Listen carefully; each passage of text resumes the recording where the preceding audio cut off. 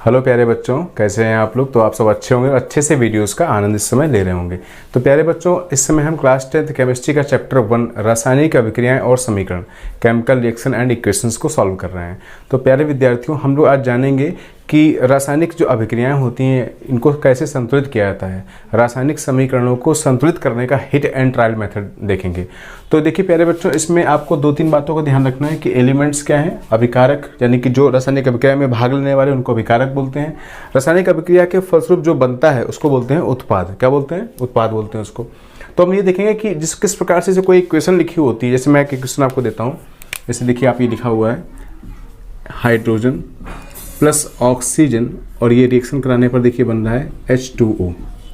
तो क्या बच्चों ये संतुलित है? ये हमें चेक करना है, क्या ये संतुलित है। सबसे प्यारी रिएक्शन ये दी गई है, हाइड्रोजन और ऑक्सीजन की क्रिया के फलस्वरूप बन रहा है H2O यानी कि जल बन रहा है। क्या बन रहा है? H2O। तो हमको ये चेक करना। तो सबसे पहले बच्चों, प्यारे बच्चों, हम लोग सब जानेंगे द्रव्यमान संरक्षण का नियम क्या है। यह क्वेश्चन पेपर में इस प्रकार से आता है कि रासायनिक समीकरण को संतुलित करना आवश्यक है क्यों।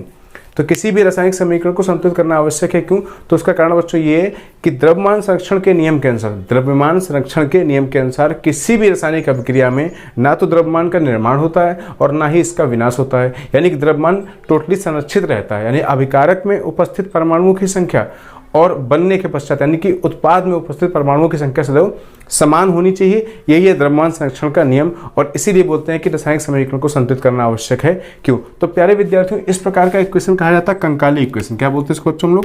इसको बोलते हैं हम लोग कंकाली, स्केलेटन बोलते हैं बच्चों। तो ये आपका है बच्चों कंकाली। कैसा बच्चों? ये कंकाली समीकरण। कैसा बच्चों? ये है आपका कंकाली समीकरण। तो इसको हमें बैलेंस करना, उसका जो मेथड है अपने क्लास में वो कौन सा बच्चों मेथड है? उसका नाम है हिट एंड ट्रायल मेथड। कौन सा मेथड है बच्चों? ये हिट एंड ट्रायल मेथड। तो बच्चों हिट एंड ट्रायल मेथड से हम जानेंगे कि इसको किस प्रकार से बैलेंस करते हैं। तो प्रिय विद्यार्थियों, ये बात ध्यान रखना, किसी भी रासायनिक अभिक्रिया में ये जो आपको बाएं पक्ष में दिख रहा है लेफ्ट में, ये बेटा होता है अभिकारक। क्या होता है? ये अभिकारक। और जो ये दाएं पक्ष में बनने के बाद बनता है एरो के बाद, इसको बोलते हैं उत्पाद। क्या बोलते हैं? उत्पाद। यानी जो रासायनिक अभिक्रिया आपको लिखी गई है उसमें जो बाएं पक्ष में दिया वो क्या होता है? अभिकारक होता है, और जो दाएं पक्ष में होता है वो क्या होता है? उत्पाद होता है। क्या होता है? उत्पाद होता है। तो देखिए, किसी भी रासायनिक समीकरण को संतुलित करने का मतलब क्या है कि उसके अभिकारक में परमाणुओं की संख्या और बनने के पश्चात यानी कि उत्पाद में परमाणुओं की संख्या समान होनी चाहिए। कैसे होनी चाहिए? समान होनी चाहिए। इसको बोलते हैं संतुलित रासायनिक समीकरण। क्या बोलते हैं? संतुलित रासायनिक समीकरण। तो बच्चों देखिए, हम लोग इस प्रकार से एक चार्ट बना लेंगे और जो एलिमेंट्स दिए उनको लिख लेंगे। देखिए, तत्वों के रूप में देखा जाए तो यहाँ पर क्या है? हाइड्रोजन है बच्चों, और क्या है? ऑक्सीजन है। Very good. अब देखिए बच्चों, अभिकारक मैंने क्या बताया? जो बायां पक्ष वो क्या? अभिकारक है। तो आप बताइए अभिकारक में हाइड्रोजन का कितना परमाणु है? देखिए 2। कितना बच्चों? 2। इसके बाद देखिए उत्पाद में कितना परमाणु है? वेरी गुड, 2 है। ऑक्सीजन चेक करते हैं कितना बेटा है यहाँ पर अभिकारक में? 2 है यहाँ पर। और यहाँ भी कितना बच्चों? देखिए आप 1 है यहाँ पर। क्या है? 1। और हमको बैलेंस करना है। तो आप देखिए बच्चों ध्यान से इसको, ये तो बैलेंस है। इसको बैलेंस करने के लिए हम क्या करें? उत्पाद में ऑक्सीजन में 2 का गुणा कर दें। तो कितना हो जाएगा बच्चों? ये 2 हो जाएगा। ये बैलेंस हो जाएगा। लेकिन इसको बैलेंस करने के लिए समझिए, आप कभी भी ऐसे जैसे H2O लिखा गया है और इसमें आपको 2 का गुणा करना, तो आप गुणा 2 का यहाँ नहीं कर सकते हैं बच्चों। ये आपका गलत तरीका है। कैसे गुणा करेंगे? इसमें जो भी इसका ये कंपाउंड है इसमें आगे इसका गुणा होगा। कहाँ होगा? आगे गुणा होगा। तो बताइए इसको बैलेंस देखिए, अभिकारक में कोई चेंजमेंट हुआ क्या? अभिकारक में कोई भी चेंजमेंट नहीं हुआ। तो अभिकारक को ज्यों का त्यों नोट कर लेंगे आप। कैसे? देखिए H2 plus O2 same to same. इसके बच्चों क्या है? रिएक्शन। देखिए इसमें कितने का मल्टीप्लाई हुआ? उत्पाद में 2 का। तो कैसे करना होता है? आगे गुणा करेंगे इसमें। तो इस प्रकार देखिए 2H2O। अब चेक करते हैं बच्चों क्या ये बैलेंस है। तो फिर से हम लोग क्या करेंगे? चार्ट बना लेंगे फिर से, और फिर से क्या लिख देंगे यहाँ पर बच्चों? क्या लिख देंगे? ये तत्व है आपका, और ये अभिकारक यहाँ नोट कर देंगे बच्चों। कैसे? ये क्या है? अभिकारक, और ये क्या है बच्चों? उत्पाद है।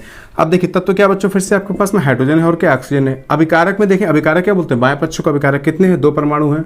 इधर कितने बच्चों? देखिए 2 2 जा 4। कितने हो गए? 4 एटम हो गए। ऑक्सीजन देखिए बच्चों, यहाँ पर 2 है और यहाँ पर कितना है? ये देखिए कितना ऑक्सीजन है। ये इसको भी मिलेगा और इसको भी मिलेगा। तो ऑक्सीजन कितना हो गया? 2।